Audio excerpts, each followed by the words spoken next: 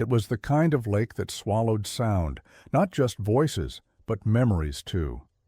Lake Crescent, Washington, 33 miles of glacier-fed silence stretching between jagged pine-covered ridges, the water so deep that even sonar gave up halfway down. Locals said it had no bottom. Scientists disagreed. But what they all agreed on, from the old men at the diner to the sheriffs who'd walked the shoreline with flashlights that night, was this. Once Thomas Ellery went into that lake, he never came back out. No body, no boat, just gone. September 8, 1959 started like any other for the small town of Port Ashland. Fog curled like smoke over the pavement. Fishermen clinked coffee cups at Maureen's diner, and the steady hum of life carried on until around dusk, when the lake shifted. Something felt off. People would say that later, that the wind came in wrong, that the water looked thicker, slower.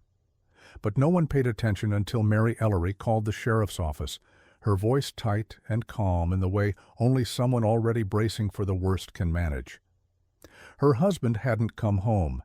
He was out fishing, just like he did every Tuesday. But this time, the lake didn't give him back.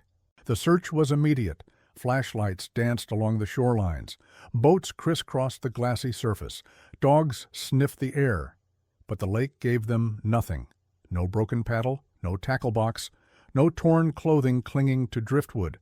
Just silence, unbroken and eerie. After 72 hours, Sheriff Culver called it. Presumed drowned, case closed. But not really, because everyone who lived near Lake Crescent knew it wasn't just water. It held things, secrets maybe, stories, things that didn't float back up. And over the years, Thomas Ellery became less of a missing person and more of a ghost. Fishermen said they'd seen shadows just beneath the surface. Campers spoke of whispers at night. Even the scientists couldn't explain why the water there preserved things so perfectly. Boats, logs, bodies, as if the lake had chosen to keep them. Thomas Ellery's disappearance wasn't just a tragedy.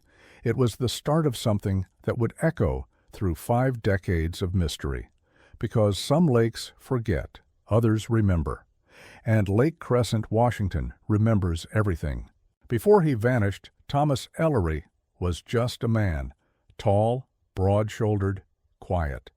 The kind who said more with a nod than most could with a paragraph. A World War II veteran turned fisherman. He wasn't flashy, wasn't loud. But in Port Ashland, that didn't matter. Everyone knew him. They knew him from the bait shop on 3rd Street, where he'd sit on a wooden stool carving lures with the same pocket knife he'd carried across Europe. They knew him from town meetings, where he never spoke unless he had something to say, and when he did, people listened. They knew him as the guy who'd fix your fence just because it needed fixing, and never accept more than a 6-pack in return. He was reliable, the kind of reliable that made his disappearance all the more chilling. Born in 1922, Ellery grew up the son of a lumberman. When war broke out, he didn't hesitate. Joined the Navy, served in the Pacific, returned home with scars he never talked about, and a tattoo on his forearm that looked like it had been burned off more than inked.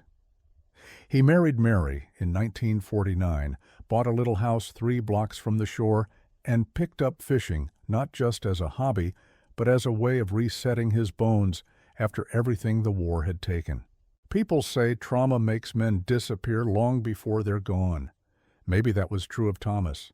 Maybe the lake wasn't the first place he got lost. But nothing about him said run away. He loved his wife, loved the lake. He was the kind of man who measured his mornings by the weight of fish he hadn't caught yet, and ended his days cleaning his gear down to the last hook. He didn't owe money, had no enemies, no secrets, at least none anyone knew, which is why his vanishing hit like a gut punch. A man like Thomas doesn't just evaporate. Boats don't just go missing without oil slicks or bobbing coolers. Bodies don't just disappear into glassy blackness without leaving at least a ripple. But somehow, that's exactly what happened. And as years passed, Thomas Ellery went from town fixture to whispered legend. His empty chair at the bait shop, the untouched gear in his garage, it all stayed, like the town itself was waiting, waiting for answers, waiting for the lake to give something back. The day Thomas Ellery vanished didn't start with mystery. It started with weather. September 8, 1959. The kind of morning that clings to your skin like a warning. Clouds heavy, low, and already curling over the Olympic ridgelines. The local radio station mentioned possible thunderheads forming by nightfall, but no one paid much attention. In a town like Port Ashland, the forecast was more suggestion than science. Ellery had breakfast at Maureen's Diner. Bacon, eggs, black coffee, same as always. He nodded at the usuals, left a $1 tip folded under the plate, and walked the 3 blocks to his house, boots scuffing gravel. At 10:15 a.m., he was seen hauling gear into the back of his truck, tackle box, canvas cooler, a folded tarp, the same small rowboat strapped to the roof that he'd used for a decade, old but maintained with military precision. A neighbor across the street, Margaret Holt, waved to him. She'd later tell police that Thomas seemed focused but calm, not rushed, not nervous, just purposeful. By 11:30, he'd driven off toward the lake, tires kicking up a trail of dust that floated in the air long after he'd vanished around the bend. Several campers at the North Dock said they saw him arrive around noon. He didn't speak much, just nodded, gave a small wave, and began prepping his boat. One remembered him checking the clouds, another said he double-knotted the rope on his gear. Precise, deliberate, like he was preparing for something. By 1 p.m., his boat was in the water. That was the last time anyone saw him. Around 5:45 p.m., the wind shifted. The sky turned a deeper shade of steel and rain began to fall, first in slow taps, then in sheets. Visibility dropped. A gust reportedly knocked a canoe off its mooring near the ranger station. Locals would later say they'd never seen the lake so still and so violent at the same time. But there was no panic. Not yet. Just a storm and a missing man who had weathered worse. Night fell. The rain stopped, and the lake, as always, held its breath. Mary Ellery waited until 9:12 p.m. before calling the sheriff. That alone told the town everything. Mary wasn't the panicked type. If she called, it meant something was wrong, and something was. Thomas wasn't back. His truck was still gone. And the phone in the hallway, silent. Sheriff Alton Culver picked up, half asleep, but sharp. He knew Thomas, everyone did, and he knew Thomas didn't miss dinner, didn't miss check-ins, didn't just stay out past dark, unless something had gone sideways. Within 30 minutes, a cruiser rolled past Mary's house and onto the road that led to Lake Crescent. By midnight, 3 patrolmen, a forest ranger, and a pair of off-duty fishermen were scanning the shorelines. Flashlights sliced through fog. Radios hissed with static. The lake, flat as glass again, gave back nothing but its reflection. By dawn, the search expanded. Volunteers arrived. A few locals brought dogs trained for deer hunting. Divers came from the nearest Coast Guard outpost. Thick wetsuits zipped up to the chin. The boats zigzagged across the southern inlet, dropping sonar buoys, dragging lines, tossing bright orange markers into the water. Nothing. No drift, no debris, no scrape marks on the shoreline where a boat might have washed in. Just that same unsettling stillness. It was like the lake had swallowed the man and his vessel whole, erased every trace, and smoothed itself over in silence. By the second day, rumors had already begun to spread. Someone said they saw a light on the water the night before, hovering, then gone. Someone else said they'd heard a voice near the dock, but no one was there. Most brushed it off. Stress, grief, imagination. But others didn't. Thomas Ellery was a strong swimmer, a seasoned fisherman. The water was cold, yes, but survivable. He wouldn't have gone out too far. He would have known better. So, where was the boat? Where was the man? By the end of the third day, Sheriff Culver made a quiet phone call to Mary. No answers, no progress. Just a heavy pause, then the beginning of the worst kind of waiting. The lake had taken something, and for the first time in Port Ashland's memory, it refused to give it back. The official search began with determination and ended with doubt. On the morning of September 9, 1959, more than a dozen men stood along the banks of Lake Crescent, boots sinking into mud, eyes scanning a lake that looked too calm to hold any secrets. Sheriff Culver organized the teams like a battlefield unit. Locals brought out small boats, old outboard motors sputtering to life. Others walked the tree line, poking through brush, calling Thomas's name even though no one expected an answer. It was search and rescue by instinct and hope. The Washington State Patrol sent 2 divers with primitive gear, thick rubber suits, steel tanks, yellowed goggles. They slipped beneath the surface and disappeared into cold, black nothing. Visibility dropped off within seconds. No wreckage, no bubbles, no sign of movement below, just silence, thick and absolute. On the second day, a possible break. A broken oar was found caught between driftwood along the southern inlet, half buried in reeds. Weathered, split down the grain like it had taken a sudden hit. One of the searchers, an old friend of Thomas's, swore it looked like one from his boat. But there was no serial number, no name etched in the wood, nothing definitive. Sheriff Culver logged it, bagged it, and said little. By the end of the week, the official tone shifted. It wasn't about finding Thomas anymore. It was about accepting that the lake had taken him, just like that. But the locals weren't done. They kept walking the shores, dragging nets behind canoes, tying rocks to long pieces of rope to test for underwater obstructions. Mary stood on the dock most mornings, eyes fixed on the horizon, as if willing her husband to row back into view. He never did. The days stretched into weeks. The water never stirred. The woods stayed quiet. And though the men eventually went home and the patrols thinned, a quiet consensus remained. Something wasn't right. Not just about the disappearance, about the lake itself. It had taken Thomas without a sound, and no one knew why. By October, Port Ashland wasn't just mourning. It was whispering. Theories sprouted like weeds, fed by fear and the kind of silence that only small towns truly understand. Some said Thomas had drowned, that he misjudged the storm, fell overboard, and the lake, deep and frigid, had kept him. Others weren't so sure, not because they didn't believe in accidents, but because they believed in Thomas. He was too careful, too experienced. The lake didn't get men like him, not without a trace. So the stories began. One theory claimed Thomas had planned it all, that the war had finally caught up to him, cracked something inside, that he'd driven into the storm not to fish, but to vanish. Maybe he rowed across the lake and kept walking, started over somewhere else. The letter to Mary would arrive any day now, they said. It never did.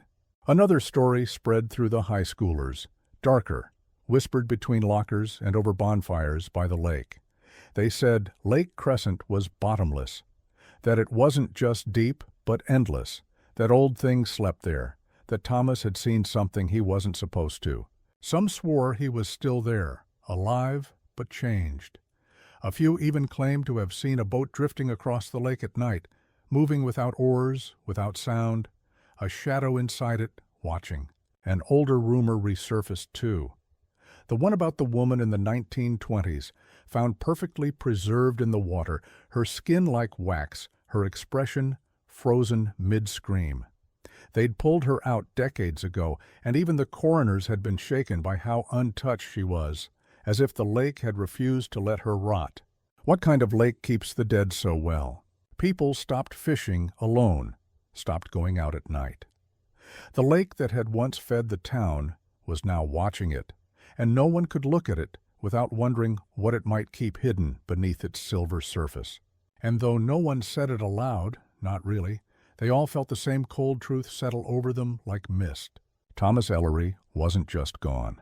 He was part of the lake now, and the lake never gives anything back for free. Time did what it always does. It wore down hope. By the third week, search parties became smaller. By the fourth, only Sheriff Culver and 2 volunteers were still walking the shoreline. On the 32nd day after Thomas Ellery disappeared, the last boat came in without so much as a ripple to show for its effort. They logged the broken oar, filed the witness statements, and boxed up the case. Officially, it remained open for 2 more years. But everyone knew what that meant. A formality. A placeholder for an ending that no one wanted to write. Mary Ellery never held a funeral, never filed for insurance. She kept his truck in the garage, keys still in the ignition. His fishing vest stayed hung by the back door, pockets still full of old line and worn hooks. She talked about him in the present tense until it made people uncomfortable. In 1962, she received a letter. One line, typed on county letterhead, "Thomas William Ellery has been declared legally deceased." That was it. No ceremony, no closure. Just paperwork. Sheriff Culver retired 2 years later. He never spoke much about the Ellery case, but in his final interview with the local paper, he said something strange. Sometimes the water takes. It's not personal, it just decides. By then, the story had folded itself into the town like fog into the hills. Children were told not to swim past the old dock. Teenagers dared each other to paddle out to where the water turned black. Locals passed the diner booth Thomas used to sit in without looking twice. But not everyone forgot. Because every now and then, on certain cold mornings when the wind changed, you could still find Mary standing at the edge of Lake Crescent, watching the horizon like she expected to see something, like she was waiting for the lake to cough up its secret.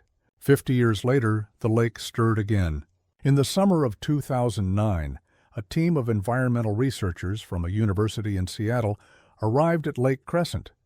Their job wasn't to find people. They weren't divers, detectives, or ghost hunters. They were scientists, freshwater ecologists, sonar technicians, a couple of grad students hauling laptops and underwater drones. The state had contracted them to map the lake bed and scan for pollution patterns, part of a long overdue environmental assessment. The equipment they brought was high-end, multi-beam sonar arrays, drop cameras, ROVs with floodlights brighter than car headlamps. They began their sweep near the southern inlet, feeding cables into the water, calibrating monitors on the shore. The lake, as always, offered little resistance. It was still, deep, obedient, in the way a sleeping dog might be. 3 days into the scan, the sonar operator, Lena Marquez, noticed something strange on her display. A shape, long, narrow, too symmetrical to be a rock, too isolated to be debris. It sat on the lake bed, 182 feet below the surface, in a pocket of water untouched by current or time. The object was roughly 14 feet long, curved at both ends, like a boat. At first, they assumed it was a lost rowboat, old fishing junk, maybe a capsized canoe, but the condition was odd. The outline was too clean, intact. The lake's oxygen-deprived depths were known for preserving things, but this looked frozen in time. Lena marked the coordinates. Later that night, she reviewed records of known wrecks and missing boats in the area. One name popped up: Thomas Ellery.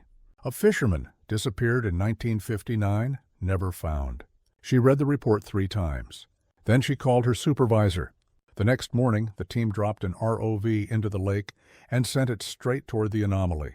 The camera descended through silty blue silence, pressure building with each meter. At 180 feet, it stabilized. And then the boat came into view, tilted slightly to one side, paint stripped by time, but unmistakably whole. Inside, a sealed tackle box, a faded thermos, and a nameplate on the bow, still visible through the algae. T. Ellery. The lake had kept it, and for the first time in 50 years, it had started to speak. The sonar didn't lie. On the 4th day of the scan, as the side-scan sweep passed over the southern basin of Lake Crescent, the screen lit up with something unexpected: a shadow. But not a vague blur or an indistinct smear like most underwater anomalies. This was clean, clear, a shape that didn't belong to nature. It sat at 182 feet, flat on the silt, roughly 14 feet long, maybe 5 wide, a sharp prow, a slight taper at the stern, the kind of outline that made even the most skeptical technician lean in closer. To Lena Marquez, the sonar tech, it didn't look like driftwood or scrap. It didn't even look like a canoe. It looked built, deliberate, human. Could be an old logging barge, her supervisor muttered, peering over her shoulder. In the 1930s and 40s, the lake had been used for transporting cut timber from deeper in the national forest. A few crude wooden platforms had gone down over the decades. No one ever bothered to recover them. Happens all the time. We'll flag it. Move on. But Lena didn't move on. There was something about the angle of the object, something too precise. The way the bow cut cleanly through the silt, like it had settled there without crashing, like it had been placed. And something else, something that didn't show up in data columns or sonar sweeps, a feeling. The kind that tightens in your chest before your brain has time to explain it. As if the lake was watching her back. She didn't mention that part. That night, she stayed late in the tent, reviewing topographical overlays and historic maps. Searching for one name, one case. The one she'd read the day before. Thomas Ellery. The missing fisherman from 1959. His boat, his gear, never recovered, case closed or forgotten. Until now. And if her gut was right, Lake Crescent had just opened its mouth and quietly let slip something it had kept buried for half a century. The divers dropped just after 8 a.m. There were two of them, one local, contracted by the state, and one from the university's cold water unit. Both wore full dry suits, twin tanks, communication headsets, and backup lights clipped to their wrists. The ROV had already returned a partial visual, but it was distorted. Cold water plays tricks with lenses. They needed eyes on the wreck. The lake was still that morning, so still it felt staged. As the divers disappeared beneath the surface, the shore team tracked them in silence, listening to the muffled crackle of static and breathing. 60 feet, 100, 140. At 182 they leveled out. And then came the voice, "We've got it." A moment of silence followed, as if even the comms needed a second to believe what they were seeing. "It's not a barge," the diver continued. "It's a fishing boat. Small, wooden, still intact."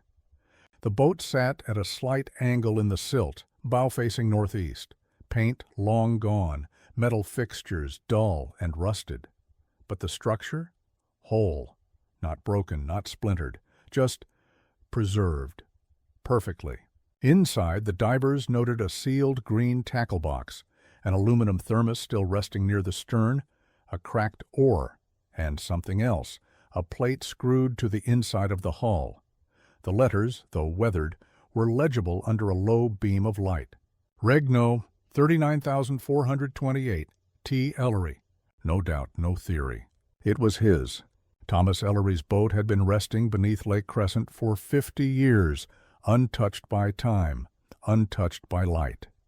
As if the water itself had decided to keep it. The dive team surfaced 20 minutes later, faces pale behind their masks. They said little.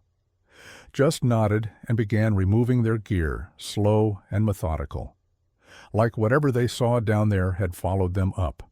The lake was still, the sky gray. But for the first time in half a century, the mystery of Thomas Ellery had a shape. And that shape was resting in 182 feet of silence. It didn't take long for the story to break. By the end of the week, a single photograph, grainy, green-tinted, taken from the ROV's downward-facing camera, circulated through regional press. A ghostly image of a small wooden boat resting in a grave of silt, still and undisturbed. The headline beneath it was simple, chilling, and just vague enough to go viral. Lost fisherman's boat found after 50 years in Lake Crescent. And just like that, Port Ashland, a town that had spent decades quietly forgetting, was remembered. Local news vans arrived first, then out-of-state journalists, then a documentary crew from Seattle. Microphones pointed at the water, questions that had no answers. They wanted myths, legends, conspiracy theories. They wanted Thomas Ellery to be more than a man. The townspeople didn't take it well. Port Ashland didn't like attention. It didn't like people digging up ghosts, especially ones the lake hadn't given permission to release. Mary Ellery was long gone, passed in 1989, but her niece Julia was still in town. She gave a brief statement through a cracked screen door. He was my uncle. I remember him. I remember the way he used to whistle when he tied fishing knots. He wasn't a ghost. He was just a man who didn't come home. But the media didn't want just a man. They wanted monsters, secrets. They asked about curses, about lights on the water. They wanted to know if the lake was haunted, if anyone had ever tried to go missing on purpose. Sheriff Darrell McKee, whose father had served under Culver in the 60s, held a press conference on the courthouse steps. The boat has been found, that's a fact. What happened to Thomas Ellery remains unknown. Please respect the community's privacy. The press didn't. Tourists came next. Curious hikers, amateur sleuths, lake gazers hoping for a glimpse of something strange. The docks filled with whispers and speculation. But beneath all the noise, one truth echoed louder than the rest. The boat was real, and the man who disappeared into legend had left something behind after all. The boat came out of the water on a cold August morning. A steel crane lifted it, inch by inch, from the lake's surface like pulling a secret from the earth. The crowd gathered along the shore watched in silence, breath fogging in the chilled air. Even the press stood still, cameras rolling, but voices low. It felt wrong to speak. The boat, once white, was now the color of the lake itself, gray, green and blackened by time. Water dripped from its hull in long, rhythmic streams, as if the lake wasn't ready to let go. Inside, investigators found what the divers had already reported: the tackle box, the rusted thermos, the cracked oar. They cataloged everything, every nail, every piece of hardware, every speck of evidence. But no bones, no body, not even a trace of human tissue. The boat was empty. And just like that, the theories flooded back in, stronger this time, louder, as if the lake's silence had given them room to grow. Some said Ellery had abandoned the boat, walked into the forest, and died alone, far from the shoreline, swallowed by trees instead of water. Others whispered darker things, that he'd never been in the boat at all, that what went into the lake wasn't supposed to come back, that the boat was a message, not a clue. There was talk of preservation again, how Lake Crescent, in its depth and cold, could hold things in perfect stasis. But if it had kept the boat pristine for 5 decades, why hadn't it done the same for the man? Where was Thomas? Theories multiplied: murder, suicide, government cover-up. One blogger posted a map connecting Lake Crescent to energy vortexes along the Pacific Northwest. Another claimed Ellery was abducted. By what, they didn't say. The Ellery family, quietly watching from the edge of it all, issued no further statements. The lake had returned the boat, but not the man. And in the end, that silence, what wasn't found, echoed louder than anything else. Once the boat was fully drained and stabilized, it was transported to a secure facility in Port Angeles for examination. Not a lab, not a crime scene, just a long, narrow garage with halogen lights, cold concrete floors, and the kind of silence that sticks to your skin. A forensic analyst opened the sealed tackle box first. The metal hinges groaned in protest, but the latch gave easily. Inside, time capsules of another life. Rusted spoons, tangled leaders, hand-sharpened hooks stored in matchboxes. Everything was intact, preserved in a pocket of silence beneath 182 feet of water. And then, folded beneath a tin of sinkers, they found it. A fishing log. Water-damaged, yes. The edges curled and blackened, but a few pages were still legible, scrawled in Thomas Ellery's unmistakable hand. Dated September 8, 1959. The entries were simple. He'd written them in pencil, lines pressed deep into the paper. 10:45 a.m., wind light, sky overcast, heading to South End. No bites yet. Lines out, gear holding steady. Then a gap, a long blank space, and one final line, slanted, rushed, barely legible under the faded graphite smear. Something strange with the water today. No birds, no noise, feels wrong. That was it. No signature, no wrap-up. Just that quiet, unfinished thought. Like he'd meant to write more but decided against it, or didn't have the time. The log was photographed, cataloged, then passed to Sheriff McKee. He read the last sentence 3 times and said nothing. The log didn't explain what happened. It didn't name a killer or draw a map. But it gave the mystery a pulse.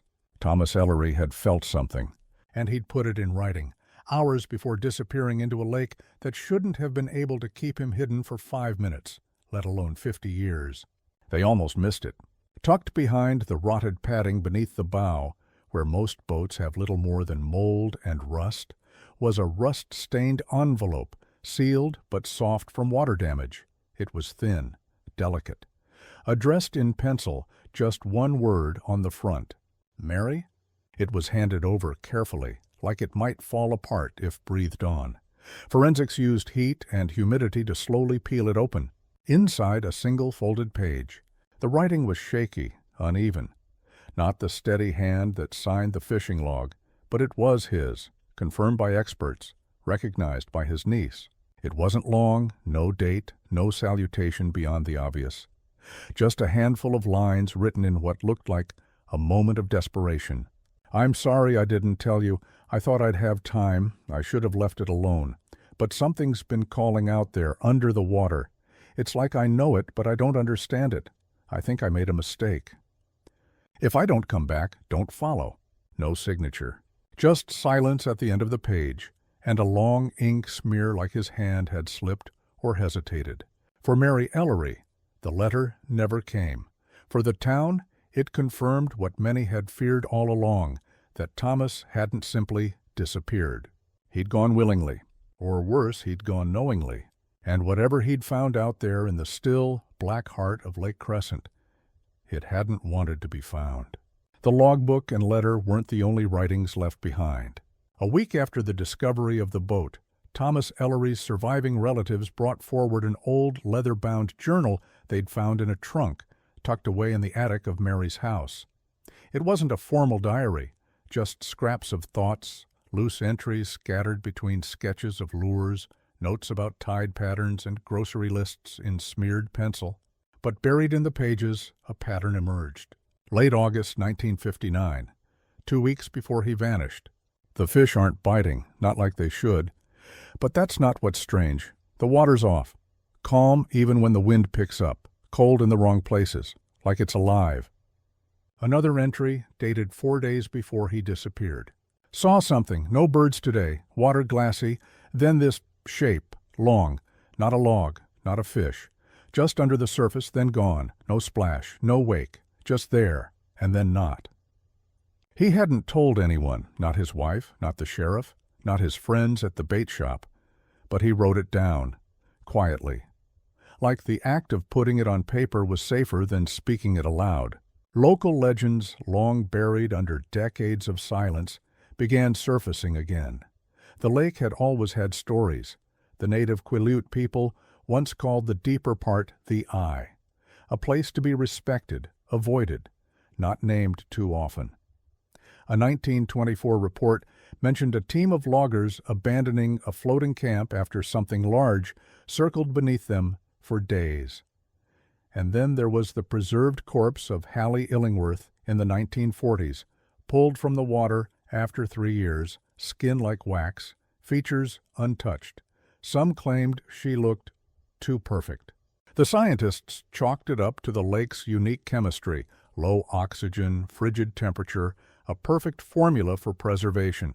But the locals had another theory. The lake didn't just keep things.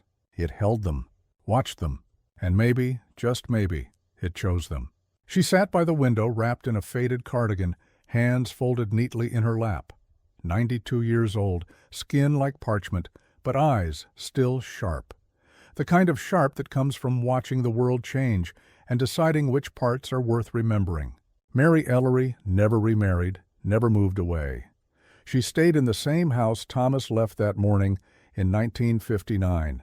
Same yard, same porch swing, same kitchen table with a missing corner that Thomas had always meant to fix. She didn't do interviews, not until now. "I didn't want to talk before," she said softly. "I thought maybe if I didn't speak his name out loud, he'd still be out there, alive, hiding, coming home someday." She spoke slowly, deliberately, like every word was a choice. The last month before he disappeared, he wasn't himself. Not scared exactly, but distracted, quiet in a different kind of way. I'd find him just staring out the window, not at the trees, not at the yard, just toward the lake. She paused. I asked him once what he was looking at. He said, "I don't think it's done with me." I thought he was talking about the war. She shifted in her chair, glancing toward the lake, still visible in the distance beyond the pines. After he vanished, I started dreaming about the water, always the same dream. I'm standing on the dock, and I see his boat floating toward me, but it's empty, just the boat, drifting closer, and I know, if I reach out to grab it, I'll never wake up. She swallowed hard. I had that dream every year, always on the same night, September 8th. Mary didn't cry. She'd done that already, years ago. She just looked out the window and let the silence settle around her, like old snow. "They found his boat," she finally said, "but that wasn't the part of him that mattered." And then she said something that made even the recorder go still. Whatever he saw out there, I think it saw him too. Before it was a tourist spot, before brochures sold it as pristine wilderness, Lake Crescent had another name. The Quileute people called it Tsula Dex W, or Devil's Lake. Not out of superstition, but out of memory. Long before white settlers mapped its depths or scientists measured its chemistry, stories had already been passed down about things that moved beneath the surface. Things that didn't behave like fish. In the 1800s, European settlers renamed it Crescent, drawn to its curved shoreline and sapphire blue water. But even then, the drownings began. 1874, a logger goes missing. His boat is found, overturned, but no body ever surfaces. 1875, a pair of trappers vanish near Barnes Point. Their campsite is intact, fire still warm. They're never seen again. 1876, a preacher from Forks claims he saw lights beneath the lake, not above it. Described them as pale white, like lanterns swinging slowly underwater. Then came the 1929 drowning of Hallie Illingworth. Her husband murdered her, tied her body with rope and weights, and dumped her into the lake. She stayed there for 3 years, until the water gave her back. Locals said she looked as if she'd drowned yesterday. No bloating, no decay. Her hair still long, her skin pale and smooth, like porcelain. The newspapers called it a miracle of preservation. The town called it a warning. And still the stories trickled in. Fishermen claiming to hear voices over the water when fog rolled in, whispers they couldn't understand. Campers waking to find footprints around their tents with no signs of entry or exit. Even a ranger in the 70s reported seeing a boat drifting near the center of the lake. After sunset, when he shined a spotlight on it, it was gone, just gone. None of it was ever proven. No photos, no solid evidence, just reports, eyewitnesses, police logs tucked into the back of old filing cabinets, all dismissed with a shrug. But when Thomas Ellery vanished in 1959, and when his boat was pulled from 182 feet of silence in 2009, those stories returned, sharper, clearer, and no one was laughing anymore. In 1984, long before sonar drones and digital depth gauges, Lake Crescent was a magnet for recreational divers looking for a challenge. Cold, deep, and deceptively still, it offered the illusion of calm, a glassy surface hiding one of the deepest freshwater basins in the Pacific Northwest. Doug Emery was 28, a weekend thrill-seeker with a steel tank, a second-hand wetsuit, and something to prove. He dove in with 2 friends on a bright Sunday in July, aiming to test a new dive light and explore a rock shelf known for its unique mineral formations. The plan was to descend to 120 feet, do a slow loop, then resurface in intervals. They got down to 70 feet without issue. At 90 feet, Doug signaled to his buddies that he was going deeper. Just for a minute, he signed. Just to see. He descended alone. According to his friends, it wasn't even 2 minutes before they saw his light whip upward in a sharp arc. Doug broke the surface screaming, ripping off his mask, thrashing toward shore like something was on his back. It took both friends to calm him down, dragging him onto the rocks. His pupils were blown wide, his breathing shallow, He refused to speak for nearly an hour. When he finally did, his voice was barely audible. I saw a face.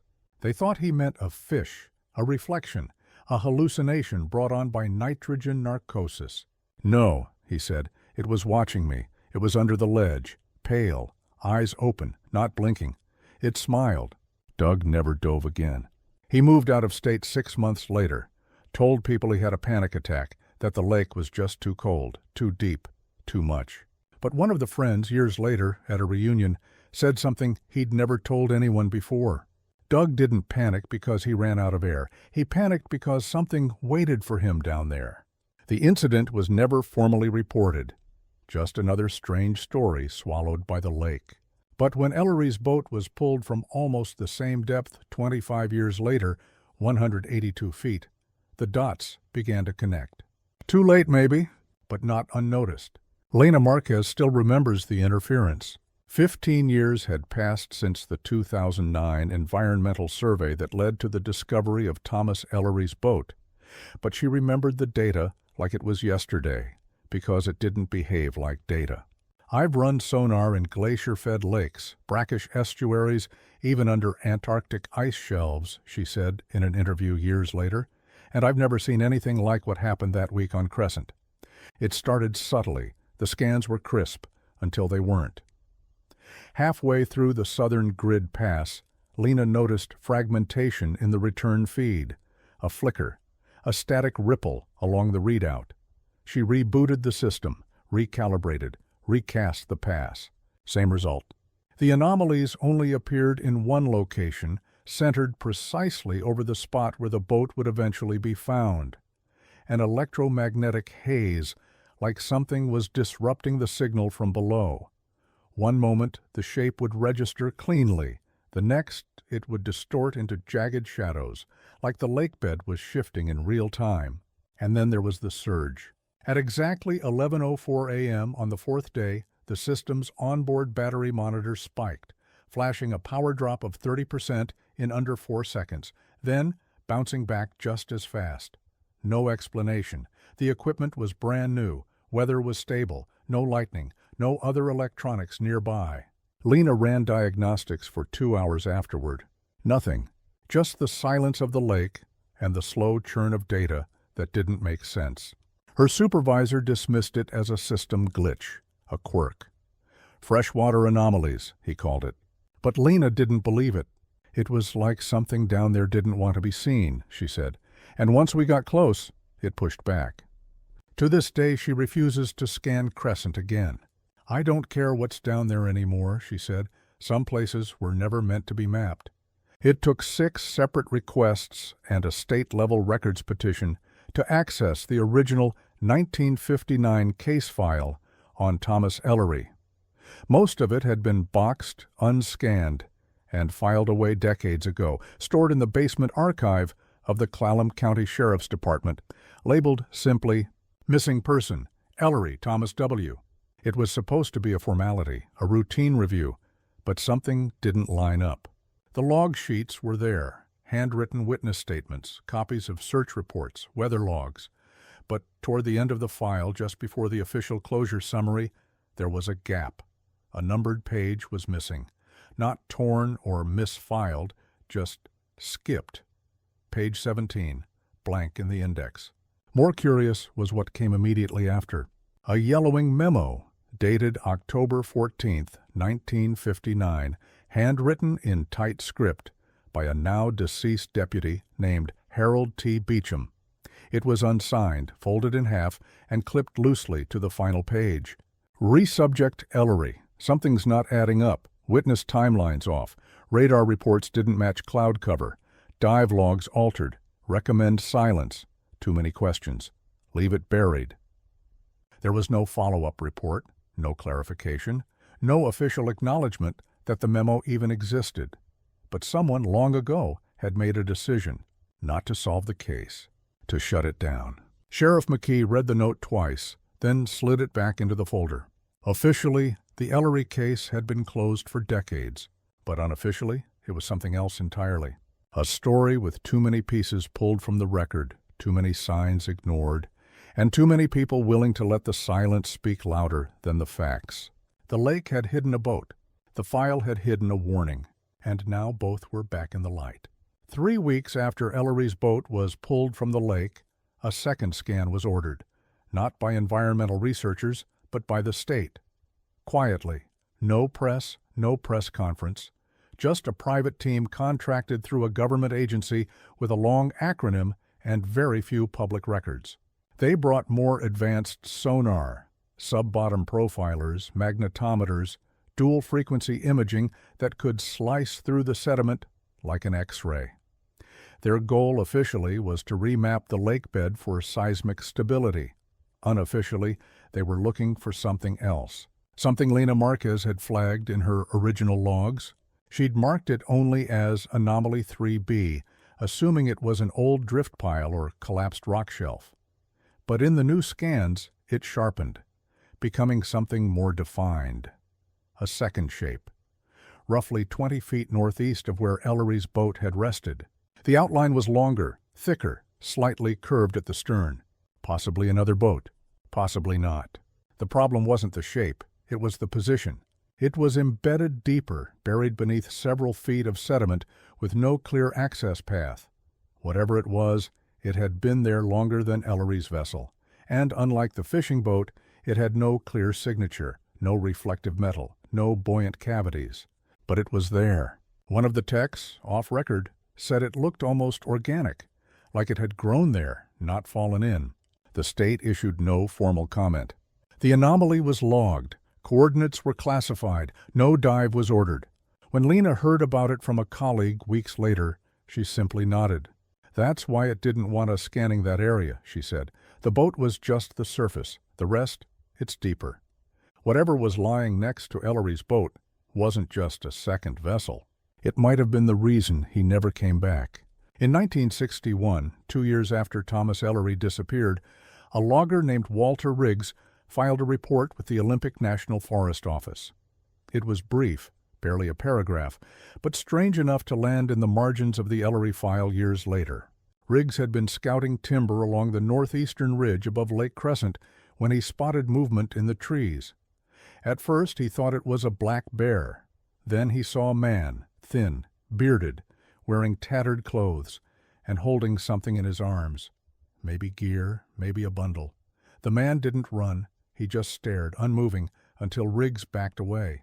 What stood out wasn't the sighting itself, it was the description.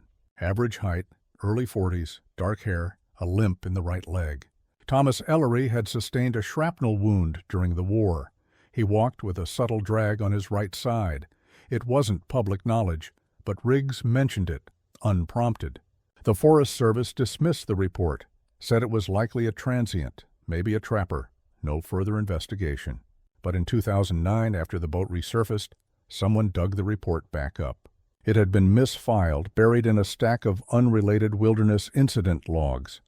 Sheriff McKee found it while cross-referencing trailhead sightings during a separate case. He made a copy and added it to the Ellery file. No one ever followed up with Riggs. He'd passed away in 1997. But his account lingered. A man in the woods, alone, watching. The timeline didn't make sense. If Ellery's boat sank in '59, how could he be on land 2 years later? Unless he didn't die when the boat disappeared. Unless something happened that day on the lake, and Ellery chose not to come back. Or worse, couldn't.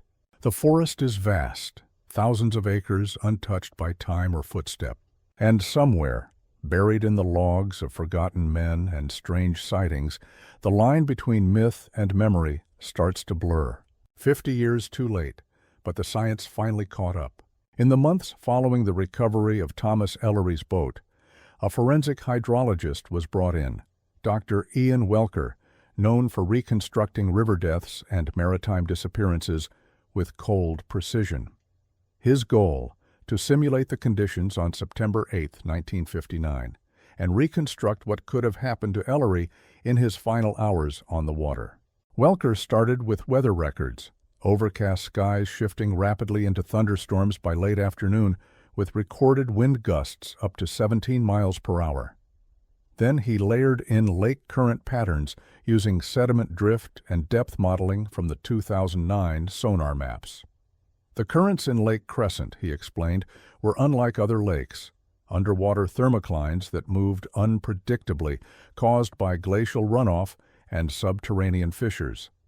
According to his model, Ellery's boat would have drifted southwest if left unattended, unless it was anchored. But it hadn't drifted.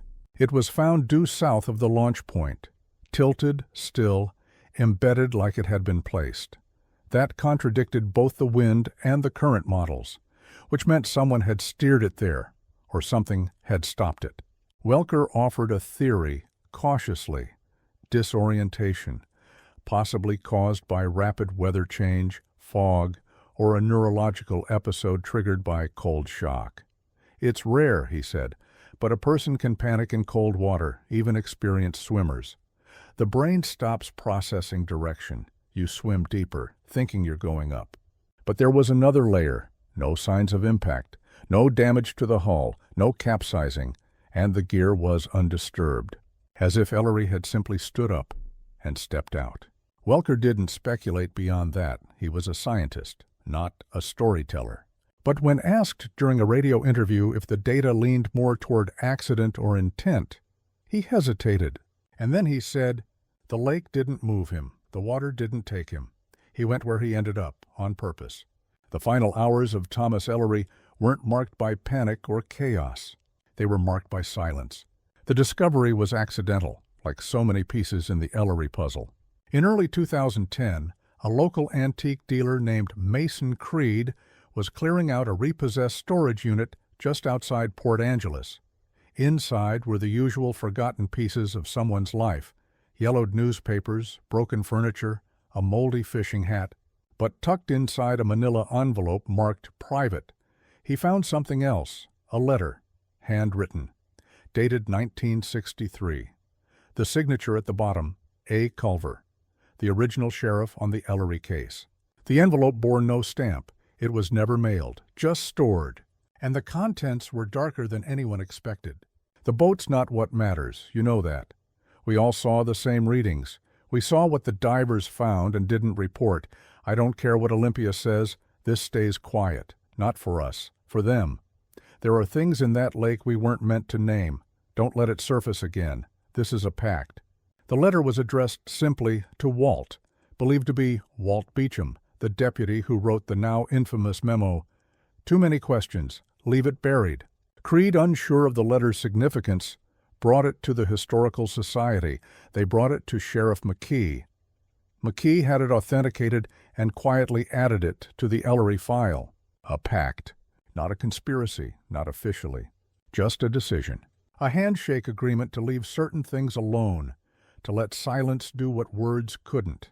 Because somewhere between Thomas Ellery's disappearance and the boat's discovery, those men had seen something. Not enough to prove, just enough to fear. And that fear had lasted generations. Not everyone in Port Ashland knew the lake was hiding something, but the ones who did had built a wall of silence around it. And now, piece by piece, that wall was cracking.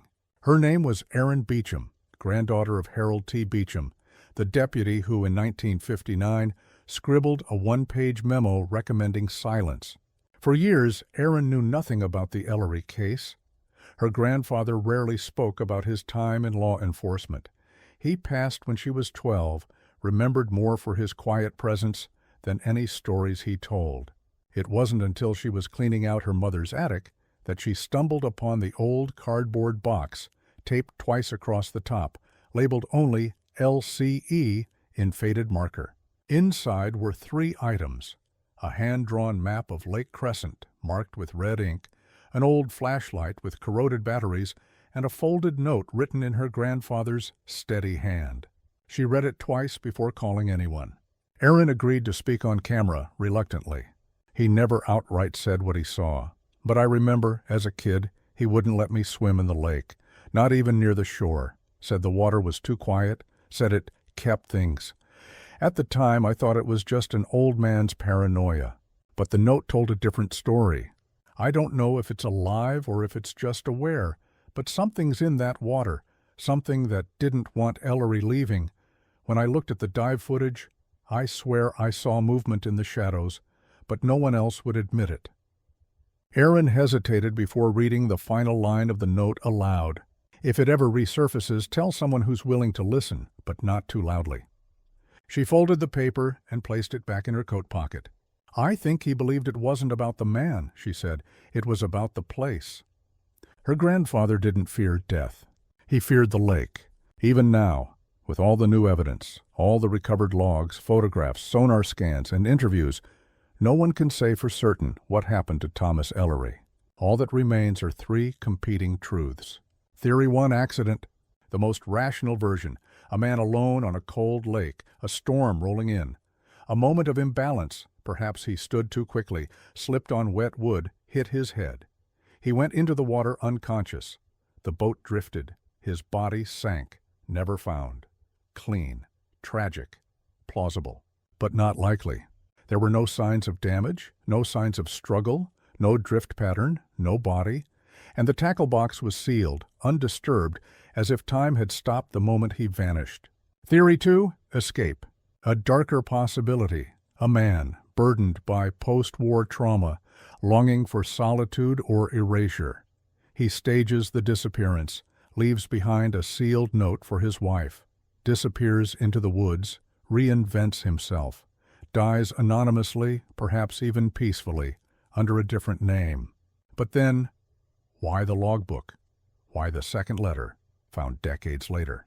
And why would someone with such intention leave behind a boat resting upright, preserved in a location no currents could explain? Theory 3, the lake took him. The version no one wants to believe, and yet the one that lingers longest in the mind. That something in Lake Crescent is watching, choosing, keeping. That Ellery saw it, felt it, maybe even heard it. That the stories of lights beneath the water, of whispers on the wind, of divers seeing faces, aren't just folklore, they're warnings. The evidence supports none of these fully, but it doesn't dismiss them either. All we know is this: a man vanished, his boat didn't, a note was left, another was hidden, a body was never found, and the lake, as always, kept its silence. In the summer of 1974, a group of recreational divers from Spokane took a long weekend trip to Lake Crescent. Their names weren't recorded in any official capacity, just listed in a visitor's log at a local motel: J. Brandt, M. Delaney, R. Stroud. 3 men, all experienced, certified to depths well beyond the lake's known limits. What happened on the third day of their dive trip has never been officially confirmed. According to an anonymously submitted letter sent to the Port Ashland Ledger in 1992, nearly 2 decades later, the men dove just past the southern ridge, searching for a rumored drop-off they'd heard locals mention in hushed tones. What they reportedly found was not a cave or a ledge. It was a rib cage. Not fossilized, not embedded in stone. Free-floating, suspended just above the silt, worn smooth and partially buried, as if it had drifted there, then rested. One diver allegedly surfaced in a panic. The other 2 stayed down longer, photographing the site. The film was said to have been damaged in development. No police report was filed, no media coverage. But the letter claimed the bones were recovered later that week, by locals, buried quietly. The letter ended with a line that chilled even seasoned journalists. There was no autopsy, there wasn't time. The lake was getting restless. The sheriff's department at the time denied any knowledge. No bones were logged. No investigation was launched. But in the 2009 Ellery File Review, a single out-of-place receipt was found in an unrelated folder. A purchase order for 2 industrial shovels, 40 pounds lime, the tarpaulin, billed to a forestry maintenance account. Dated August 1974. It could have meant nothing. Or it could have meant everything. The autopsy that never was. The story that never made the paper. And a set of bones that no one in Port Ashland ever wanted to admit had been found. Because if they had, they might have had to ask whose they were. When the state-approved team returned in late 2010 to conduct a final sonar pass, meant to close the book on the Ellery site, they brought with them upgraded gear, high-frequency side-scan imaging, capable of sub-centimeter resolution, able to penetrate denser sediment, and offer full 3D rendering of underwater structures. The boat was still there, now marked and logged with GPS coordinates, buoyed off to prevent tampering. But just beyond it, precisely where the anomaly 3B had been flagged, they focused their scan. And this time, the shape came into focus. It wasn't a second boat. It was irregular, fragmented, long, not mechanical, not symmetrical, but unmistakably organic in signature, a curvature of dense mass surrounded by spaced, arching beams. The lead sonar technician, after reviewing the raw scans, issued a quiet report. Structure consistent with skeletal morphology, size approximates large human or mid-size mammal, composition unclear, suggest further dive for confirmation. The suggestion was denied. State officials cited instability in the silt, too dangerous. No dive scheduled, no further scans permitted. Unofficially, the divers had a different reason. One of the crew off the record said the object gave off interference, that instruments near it ran hot, that one ROV stopped functioning entirely when its camera turned to face the ribs. And then, quietly, he added, it didn't look buried, it looked like it was curled. The final enhanced scan was archived, but never released to the public. Sheriff McKee, when shown the composite image in private, stared at it for nearly 2 full minutes before sliding it back into its envelope. Whatever that is, he said, it wasn't meant to be found, and it still hasn't been. The lake keeps secrets. Some it buries, some it shows you just once, and some, it seems, are waiting to be seen. On a gray morning in early October, the town of Port Ashland gathered by the lake for the first time in decades. Not for a search, not for a press conference, not for an investigation, but for a memorial. The boat sat on a wooden platform near the shoreline, under a temporary canvas awning. A simple pine box with a metal plaque. Thomas W. Ellery, 1917 to 1959, lost, now found. There were no speeches from officials, no cameras, just locals, old friends, quiet relatives, a few faces who had been children in 1959, now weathered with time. Sheriff McKee stood in uniform, hat in hand. Aaron Beecham was there too. So was Lena Marquez. No reporters, no tourists. And yet, despite the stillness of the crowd, the air felt charged, heavy, the kind of silence that isn't peace but pressure, like something beneath the lake's surface was listening. Julia Ellery, his great niece, stepped forward and read a few words, something her Aunt Mary had once written in a letter that was never sent. He went where the water called him. I hope, wherever he is now, it's quiet, and that it finally let him rest. They placed a single wreath into the water. It floated for a moment, then slowly drifted toward the center of the lake, caught in a current no one felt. Someone said they saw ripples. Others said they saw nothing. By noon, the crowd had thinned, the platform was disassembled, the wreath was gone. But the lake remained, as it always had, still, dark, watching. No one swam that day. Some stories leave behind answers, others leave behind scars. The disappearance of Thomas Ellery now lives in history books, documentaries, and podcasts, but to the people of Port Ashland, it's something more personal, not just a mystery, but a reminder that some places choose silence, that not every disappearance is a tragedy, and not every discovery brings peace. The fishing boat now sits in a temperature-controlled exhibit at the Clallam County Historical Museum, carefully preserved, tilted just slightly, exactly how it rested on the lake bed. Visitors come and stare at it through the glass. The tackle box, the thermos, the seat worn from years of use. Some lean closer, hoping to see something more. And sometimes, when the light hits the hull just right, you can still see a line of water trickling down the side, as if it hasn't fully dried, as if the lake never really let go. In the corner, under soft lighting, a placard reads, "Recovered from Lake Crescent, 2009, belonging to Thomas Ellery, missing since 1959. The boat was returned. He was not." There are no guards in the room, no alarms. But people don't linger long. They step back, glance once more at the glass, and leave in silence. Because some mysteries aren't meant to be solved, only witnessed. And the lake? The lake remembers everything. This story was intense, but this story on the right-hand side is even more insane.